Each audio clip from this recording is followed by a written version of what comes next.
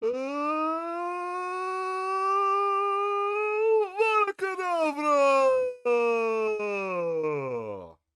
Yeah, it's almost Harry Potter time.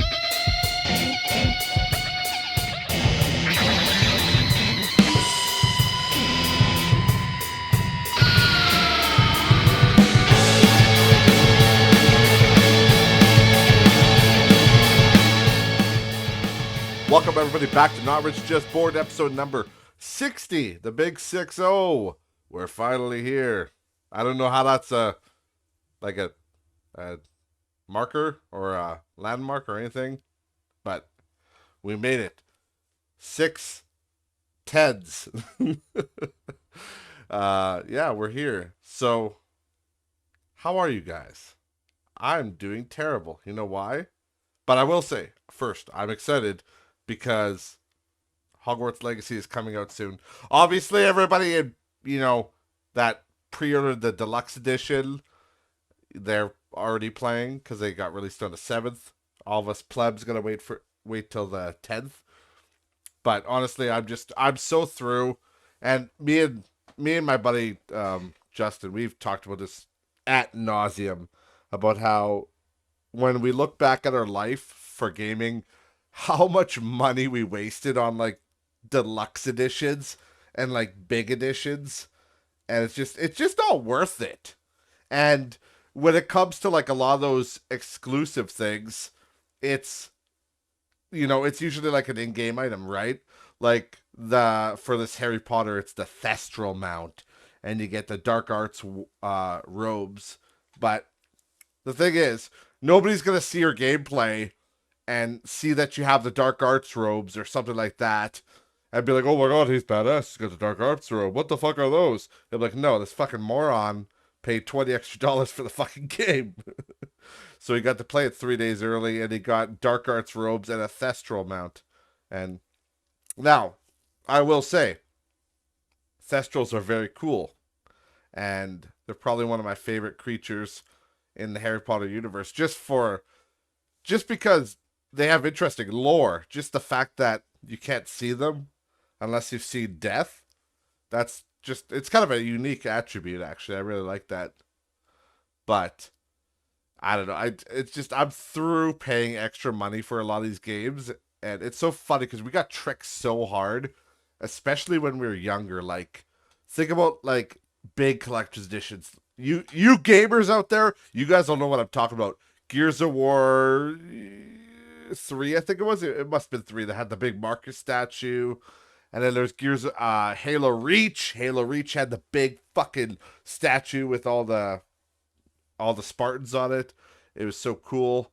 And of course, the classic Skyrim with Alduin. And there's a bunch of different. There's the classic Halo 2 one where it's a Master Chief helmet. Unfortunately, it wasn't a Master Chief helmet you could put on.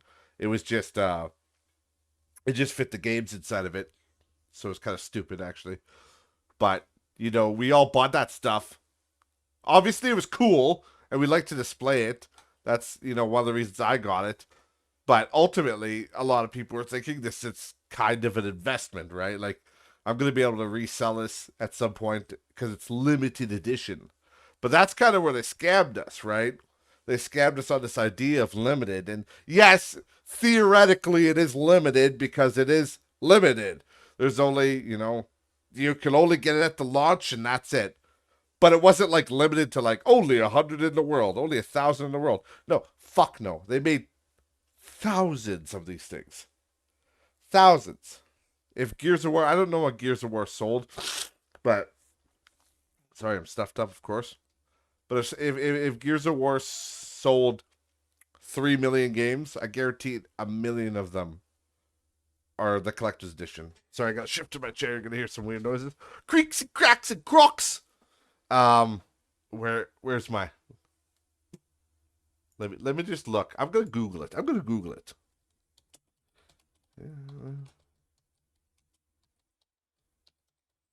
Editions are there. I'm a slow typer.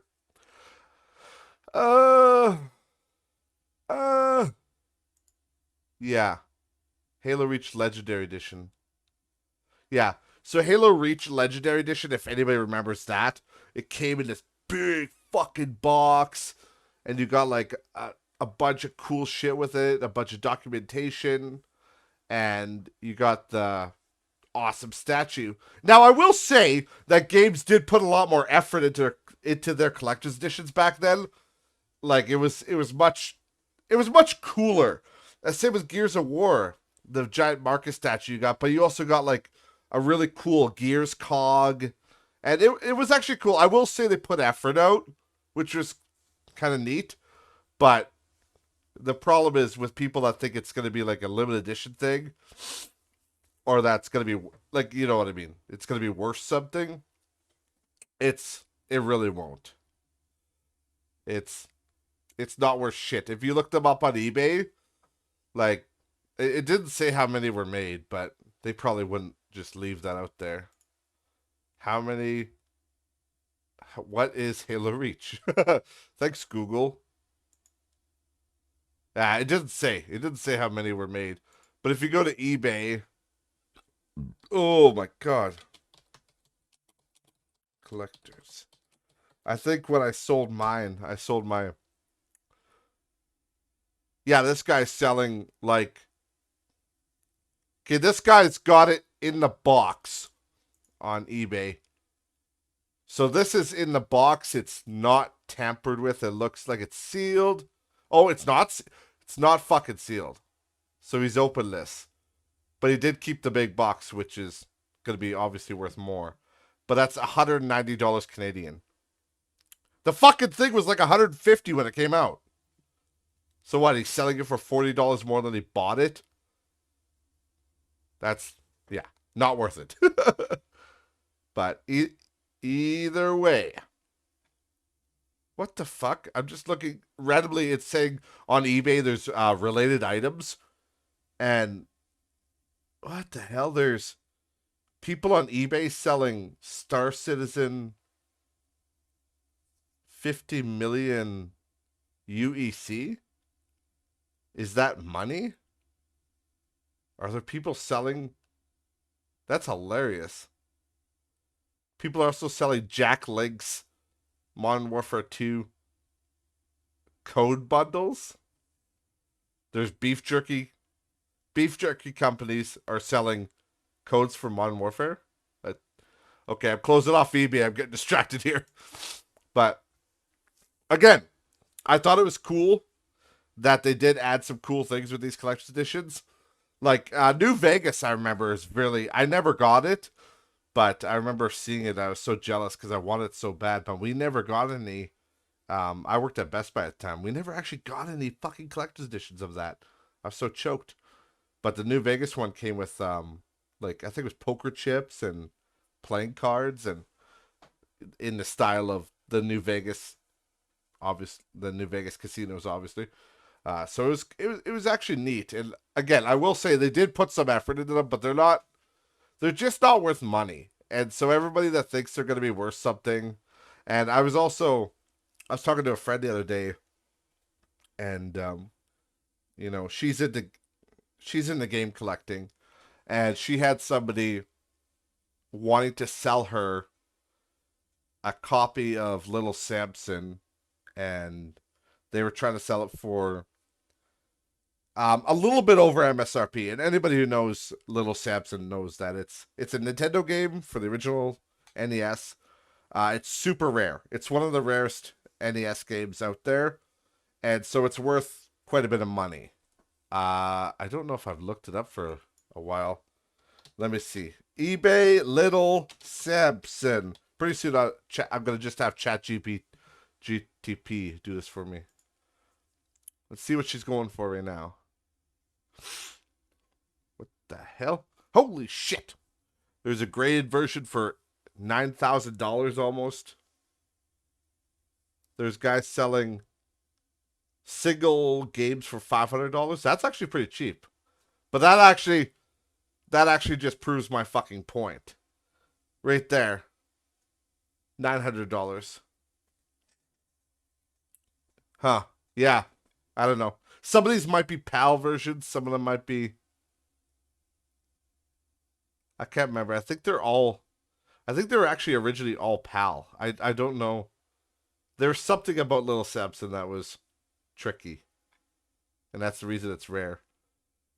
But yeah, it's funny because people are so good at scamming these things now that people post when they post their cartridge on eBay, they literally have to take it apart and pull the board out and take pictures of the board just to prove to people that it's real.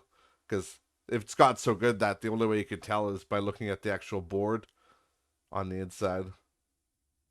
Fucking crazy. But either way, it's that's not the story today.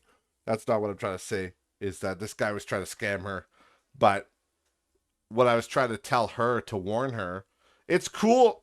So as you guys know, or you may not know, this might be the first episode you're watching of this. I used to be big into game collecting. Not so much anymore. I've kind of offloaded much of my collection. Just because I see that as time goes on, it's a cool hobby. Don't get me wrong. I still love it. I'm still into it. I still have some games that I've kept around. And, I still like to watch the market because I find it fascinating. And I love these old games. But the reality is, most of these games I could just play emulated or on my Switch. There's easier and better ways to play these games now. And the reality is, everything is going digital. Especially with the AI era, it's getting crazy, right?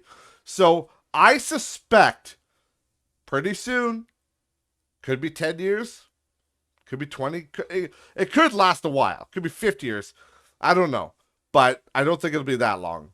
But I think it'll be my kids, and definitely for 100% sure my kids' won't have a single physical game. There will be no physical games. Like my kids, I guarantee my kids for sure. The next consoles that release, like the PS6 and Xbox 820, it'll be, actually it's the Xbox One X or whatever. So it'll be like the Xbox One XY or something because they're fucking stupid and they're bad at naming consoles, those idiots. I still don't know what I'll be honest. I still don't know what the most recent Xbox is. I literally don't. I think it's the One X. I think that's what it's called. The One X. It's fuck, they're stupid. But getting back to little Samson, I just was trying to warn my friend just to tell her that I don't think it's wise to get it. I don't think this is the time to get into game collecting. I'm sorry. It just isn't. Again, if you love the hobby, that's fine. And if you want to do it because it makes you happy, like it used to make me happy. It used to. But I've kind of moved on. I have kids. I had to think about my finances more. And I just don't have the money to sink into this. Because it's a fairly costly hobby, I will say. So I just don't have the money to really invest into it. So I went all digital, all PC. So, I mean, I have my Switch, but most of the game on PC, and I have Steam games and, a couple Epic Game Stores games, it's all digital for me now, and it's just easier. It's easier that way. And then I have a few in my collection still, then I have a few physical games for my Switch, but this physical game market, it's gonna go so downhill. And like I was saying, if it does make you happy, that's fine. But if you're looking at it as a speculative investment, look somewhere else. Because my kids probably won't give a fuck about it. Like my kids' generation. And my kids' generation 100% won't give a fuck about it. So I'm just saying, and it sucks, right? Because it's kind of like passing the torch. We're moving on with our lives. And, don't get me wrong, I love these games. They make me very nostalgic. I love touching the physical games. I love looking at the instruction manuals. I love it. But the reality of it is, everything's going digital. And For me personally, I needed to make my money off it while I could, because pretty soon they're not going to be worth the cardboard that they're printed on, you know? And it's probably not going to be soon. Like, it'll probably be 10 years or 20 years. I don't know. But I guarantee 100% in 30 years, nobody's going to give a shit about any of this stuff. There'll be the odd collector and the odd nostalgic guy, but for the most part, it's just going to go downhill. So, why is this relevant? It's relevant because I know this person personally, and I know that they collect because they love it, and that is cool. But Little Samson, as you've just seen, is very fucking pricey. And this person I was trying to sell it to them, I'm not saying they were necessarily trying to scam them, but they knew as well as I did, as well as I did, as well as I do, dumbass. So I'm just brutal on myself. This person trying to sell her the game. They know as well as I fucking do that this is it. We're on the downward slope now of game collecting. So he knows as well as I do that basically he's trying to not get caught with the bomb, because he could sell it now when it's worth something. Whereas if he gets caught with it, it's going to be worth nothing. And I don't know if he's the original owner of it, or I don't know if he might have paid $500 for it. I don't know. So he could lose a lot of money potentially if he keeps it. So I don't know. I would hate. It's not morally. I don't want to let a friend pay an exorbitant amount of money for something that I know is not going to be worth much in the near future, when you could just buy a budget for the price of Little Samson, like $900, we'll just say, for just a loose cart, which you probably don't want that. If you're a collector, you usually want the full thing, which is worth a hell of a lot more. There's one on here for $4,000. That's the Japanese version, though, I think. There's a lot of fucking Japanese versions on here. What the hell? Little Samson I'll look up CIB. Is there really only one on here? Oh, there's one there. Yeah, right there. CIB with everything. They want $8,000. That's only $7,000 less than the graded one. Holy fuck, that graded one's brutal. The graded one's only a 5.5. Are you fucking serious? It's also graded by WADA, so they're stupid too. Oh yeah, it is in rough condition. Yeah, good luck getting fucking almost $9,000 for it. And these are Canadian prices also, so that's only $6,500 US. But still, good fucking luck, bitch. But either way, for that amount of money, you could buy thousands of common and uncommon and even rare games. So I would recommend doing that. But the biggest reason I wanted to bring this up is because the guy was kind of pushing back on me and saying, like, you're an idiot. No, these are going to be worth a lot forever. These are always going to be collectible. And I pushed back on him. I'm like, no, dude, no. I'm not trying to disparage your sale, because that's not what I was trying to do. I wasn't trying to stop the sale. Like, I don't know nothing about the sale. I was just letting my friend know that that's an expensive investment, and I don't know how much he wanted for his. His was just a loose cart. So I just knew it was Little Samson, because I know a lot about the collector's market. I know those rare games, so I knew it was expensive, so I was like, oh, I wouldn't be caught with that. It's pretty expensive. But anyways, I've wasted too much time on that. We got to get back to the funny shit. You know what the funny shit is? Netflix retracted their statement. So, okay, I gotta bring this up. Okay, I gotta find my fucking mouse first. Netflix retracts. I should have put it up. This is 5 days ago. It was literally because remember last week I literally fucking said, "Oh fuck you, Yahoo." Ooh, your cookies. No, I don't want your fucking cookies, you tracker. You tracker jacker.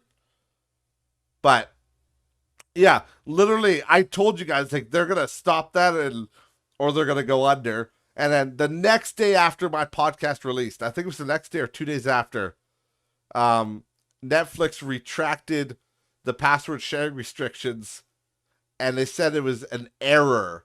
They said, let me see where it says here. Obviously got serious backlash. Netflix, yeah, here it is. Netflix responded to the situation and said the information was shared accidentally. For a brief time yesterday, a Help Center article containing information that is only applicable to Chile, Costa Rica, and Peru went live in other countries. A Netflix spokesperson told The Guardian, "We have since updated it." Bull fucking shit! You guys are so full of shit. That is so bullshit. And they went on to say that this will be a thing that's going to be happening eventually, but just not right now. We need to tweak it more. But it's like bull fucking shit. That is such a bullshit. I think I said bullshit too much, but horse shit. That is such a stupid take. Like it's pretty obvious that Netflix was like, "Oh, yeah, everybody hated that." Everybody hated that. So, yeah, I think they're full of shit personally. I think that was I think they actually meant to do that. They're testing the waters, and when they realized people weren't having it, they just chose not to do it. So, yeah, that's pretty funny. I found that funny because I said I'm like this will be the end of them or they're going to have to retract it and then literally like I think it was the next day or maybe 2 days after, they're like, "Oh, it was an accident. Whoops." Oh, it makes me laugh so hard. But what what else was I gonna say? Oh yeah. So as everybody knows, Netflix is a joke. So fuck you guys. We're gonna end that one there. And the other thing was they there is a game coming out. It's coming out tomorrow. Well, some people have been playing it. I mentioned it earlier. Uh, Hogwarts Legacy is coming out. I'm going to be playing it tomorrow. The podcast will release. I'm recording it on the 9th, and it'll release on the 9th because I've had a very busy week running around. But, oh, oh, having burps. I hate it. But what was I saying? Oh, yeah. Yeah, it's releasing tomorrow for everybody else on the 10th, and then, yeah, the pre-orders get in early. So I'm going to be playing it tomorrow. I don't know if I'm going to stream it yet. I might stream it. I might not. I definitely probably will do some YouTube videos on it for sure. Because I think it's going to be a huge hit, and I'm excited for it. So I've heard good things. I don't like looking. I don't understand why people they'll look up games and just they'll ruin the whole game for themselves. They'll just look up trailers, look up everything about the game before it releases, and it's like you've just basically spoiled the game for yourself. So why did you do that? Like just the best way to go into a game, and I think I've said it before, is just to go in blind and just check it out. You know, that's the best way to experience these games. Whereas some people just like to look up every little thing and, figure out what's going on and they get spoiled a bunch of shit. It's like, no, don't do that. Just go in blind, guys. That's the way to do it. And that's how I'm gonna be going in. I have heard some takes on it. No spoilers, but I've just heard people say like that it's a really great exploration game. The world is beautiful. There's a few glitches, but they said all in all, it's super beautiful. The Hogwarts castle is incredible. The only thing they said was that the combat, it's good, but they said it gets a little repetitive sometimes, but it is very well done. That I will say that was one of the things that I was most worried about was because I when you look at Harry Potter, you're like, they're casting spells, and then near the end of the series, it's all Avada Kedavra, and they're kind of just killing people in one hit. So obviously, there's fire spells and shit like that. So I was like, how are they gonna, how is the combat gonna work? And I figured it would be just like you'll have like a basic, whatever you have, an ice spell or a fire spell as your basic like X attack on a controller, and then just be like click, click, click like that, like whoosh, whoosh, whoosh, like quick wand wisps, and then that's your basic attack, and then you could do like I don't know, like other spells as finishers, and then maybe have like an ultimate of some kind to like really blow people away, but it has a cooldown or a charge bar or something. So I don't know. I have a few guesses as to how it's done, but I'm excited to play it tomorrow and figure it out for myself. Uh, and they said it's so funny the amount of like backlash this game has gotten by these stupid kids that are. I don't understand what they want. Like they're mad at J.K. Rowling. I talked about like last. I think I talked about last week, but you know, all these entitled kids, they're mad at her for being transphobic when she's not even transphobic. She just has her own ideas about what that means, and it's just it's so stupid. I just don't understand it. And at the end of the day, it's her property, yeah, but the game is made by a company. It's made by a game company. J.K. Rowling didn't write the game. Like, yes, she wrote the source material, but she has nothing to do with the game, as far as I know. Like, even if you're mad at her, which you shouldn't be, but even if you are, it has absolutely nothing to do with that at all. It's so fucking stupid. And the ironic thing is that there aren't many games where you can play as a transgender. Like, but from what I've heard about Hogwarts Legacy, people are saying the character customization is absolutely fluid. You could do whatever you want. You can be a boy who dressed like a girl. You can be a girl who dressed like a boy. You could be a boy who is actually a girl, a transgender boy or like everything is customizable from your clothes to how you look to then your gender. Like they give you total customization of your character, which is like unheard of. They haven't. I mean, yeah, there's been good customization, but you haven't been able to really be transgender in many games. I think Elden Ring you could be, but I don't remember. Maybe you could just be a manly girl. I don't remember. But, they're trying to be inclusive in that way for the character customization so people can be themselves if they want to put themselves in the game. So, I don't know about getting mad at it, so fucking idiots. I honestly and I have a few friends that are going to be playing it, and we all have that same we all have the same mentality. We're like, God, I hope this game is good. I hope it's like game of the year. Because I hope these kids fucking miss out. I hope they do. I hope they miss out.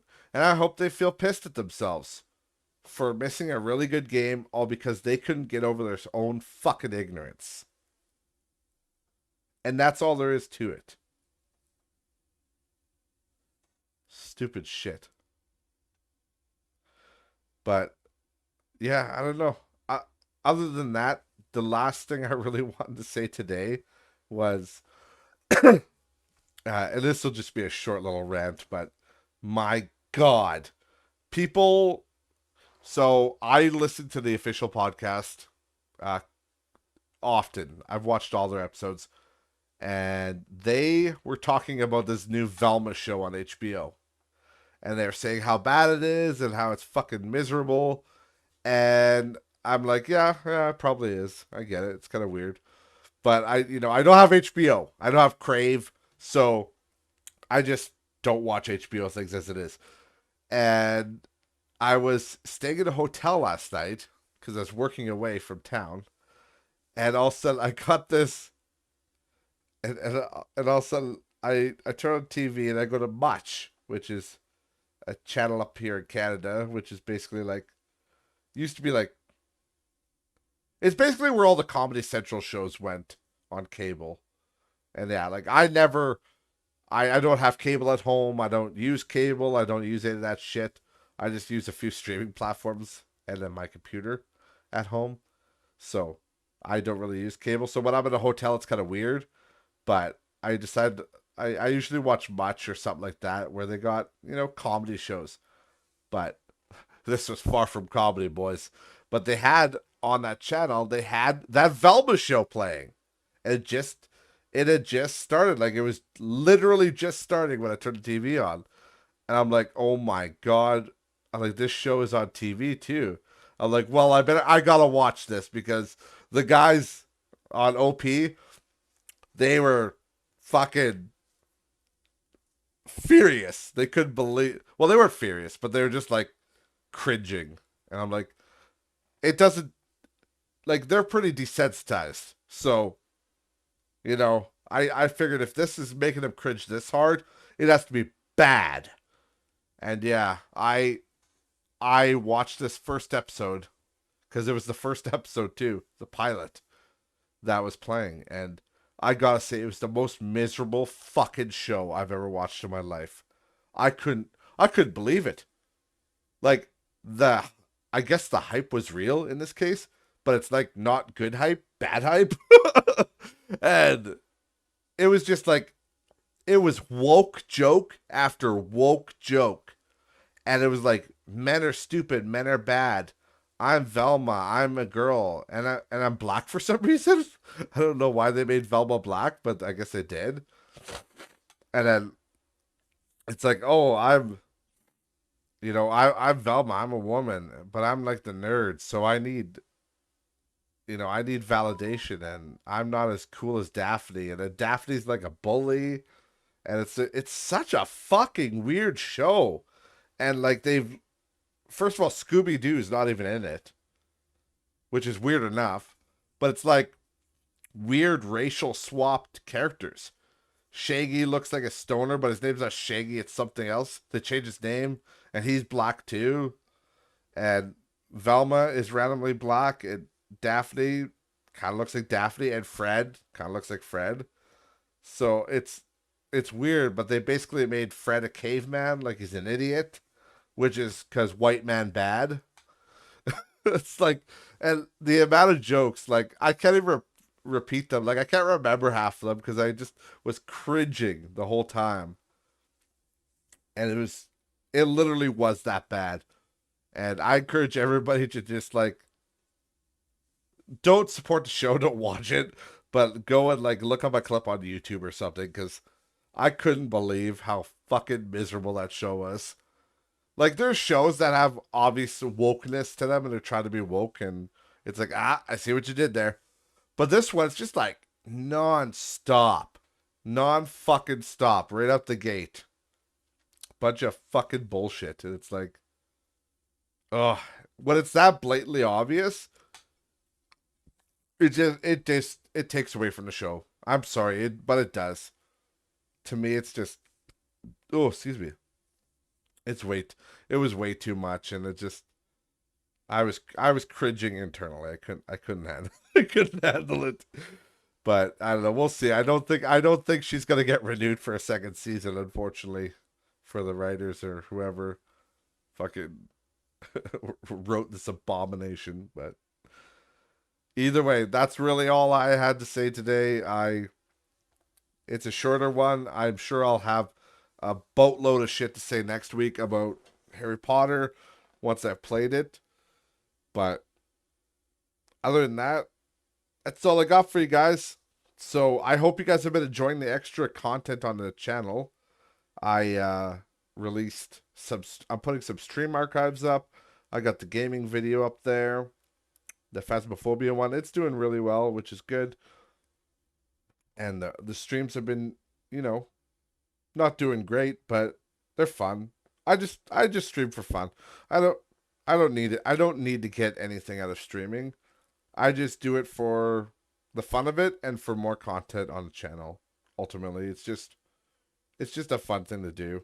That's why I don't know if I'll stream Hogwarts Legacy because I don't really get, like, for me those big RPG games, it's not really fun for me to stream them because when I play those big RPGs, I'm it's hard for me to be entertaining. Like, I can barely multitask as it is. I could barely survive a podcast, you know, doing this shit and looking stuff up. I could barely survive that, let alone doing, playing game and doing constant commentary.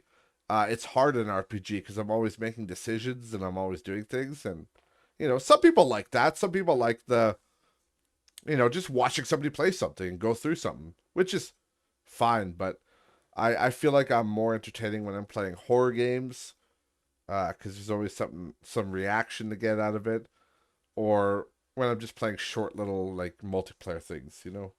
So I don't know. I haven't decided if I'm gonna stream it yet. I might not. You never know.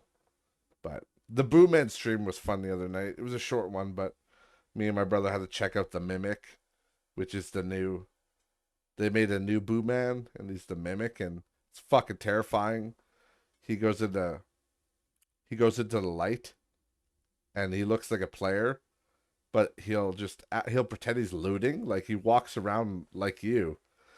And it's crazy because they actually made him so he walks through the room and it looks like he's checking cupboards and stuff like that. But then when you look away from him, he'll go towards the light switch and he'll turn it off and try to get you. So he's greasy. I would have to say he's probably one of the harder Boo Men now. I think they slowed Edith down too. She doesn't seem to be as much of a threat as she was before. The troll, they did a change to the troll too, where they made it so that he no longer glows all the time. He only glows when he's charging you if you get your light on. So he's still the easiest Boo Man, I'd say, but he's harder to see from a distance than he was before. He used to be very trivial and not a threat at all. And he still kind of is, but at least he's harder to see. But yeah, thank you guys so much for watching. Remember to follow the podcast on all social media. Links are in the description below. And I will see you in the next one. Bye, guys.